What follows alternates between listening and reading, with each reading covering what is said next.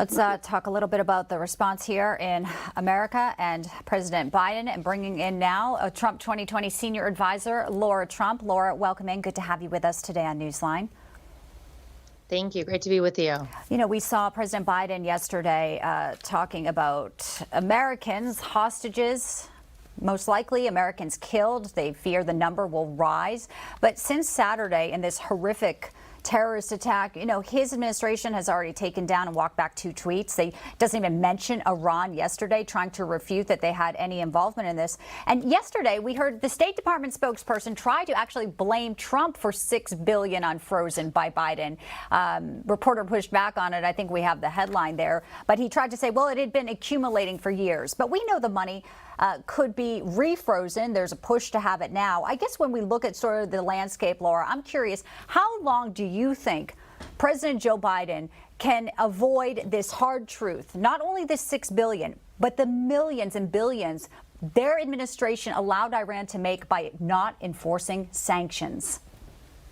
Yeah, I mean, it's honestly shocking. You know, you talked about a couple of things, the tweets that were taken down, the fact that it took so long, I think, for a lot of Americans to see any movement at all from this White House standing up and saying, we are standing with Israel. We support Israel. We are 100% against any attack on Israel. They had a barbecue at the White House on Sunday, for goodness sakes. We didn't think we could push that back maybe a week or so. My goodness, our closest Middle Eastern ally is being attacked by terrorists. And the response or lack of response from Joe Biden, from this administration, it just really tells you all you need to know. You did have that $6 billion, of course, unfrozen.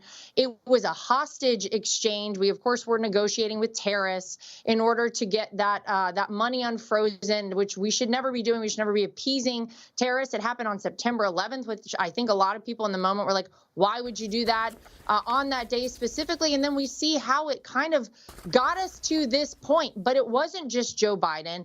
The people on the left have been appeasing terrorists and doing things to support Iran, knowing full well what the capabilities of Iran are and what their end goal always was. You had, of course, $150 billion going to Iran from the Obama administration, pallets of cash being delivered. It was Donald Trump, by the way, who got us out of that Iran nuclear deal. It was Donald Trump who stood strong with Israel, of course, moved the American embassy from Tel Aviv to Jerusalem, like you were just mentioning, recognized the Golan Heights for the people of Israel. You had never had a stronger president for the folks in Israel than you had with Donald Trump, and it feels like a 180-degree turn now.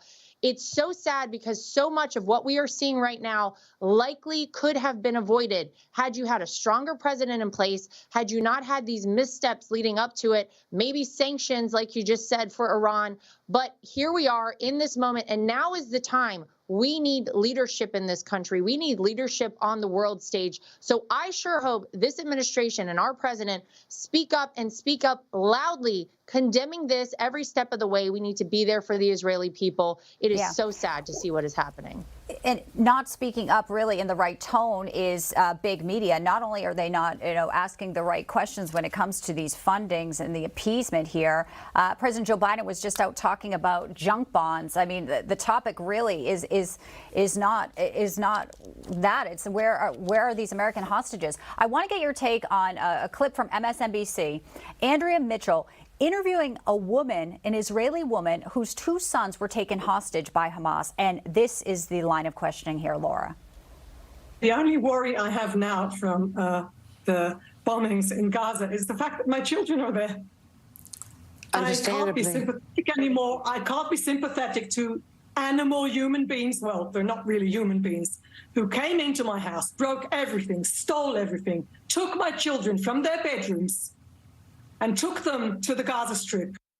So we have a leftist media there looking for appeasement as well for Hamas. And then BLM Chicago putting out a paraglider saying we stand with Palestine yesterday. This is an outrageous image. As we just reported moments ago, there are now reports of paragliders entering Israel from Lebanon. Your reaction just to how some of this messaging is even being tolerated? How are people even watching this MSNBC and watching this and seeing really they're being exposed? Yeah, well, I mean, you can't look at the barbarism that has taken place over in Israel, beheading of babies, family pets being murdered, children the same age as my kids, 4 and 6 years old, being kidnapped, taken away from their families while their parents are murdered in front of them. This is horrific stuff. And anyone who would stand by and for some reason say, wait a minute, let's take stock of everything. No. You don't get that. But you're exactly right, Bianca. Where are all the fact checkers? Where are all the people who were so quick to jump on anybody on social media in the past and say, wait a minute, that's not exactly right? The way that this is being handled by a lot of these folks on social media, these people do not get it. They are being influenced by people who have no idea what is going on. It is dangerous. It is sick. If you can't look at this and take a strong stand against the terrorism that has ensued there, then there is clearly something wrong with you. I hope it exposes anyone who would ever think that there was some way to look at this from a perspective. No, absolutely not. So maybe it's exposing MSNBC. Maybe it's exposing some of these social media influencers. These people ought to be ashamed of themselves. Shame on you for ever suggesting anything other than exactly what this is: terrorism and barbarism. We're just at the beginning of what looks like to be a very large-scale conflict here in Israel. I really appreciate you joining us today in the midst of all this breaking news. Lara Trump, good to see you as always. Thank you. Thank you.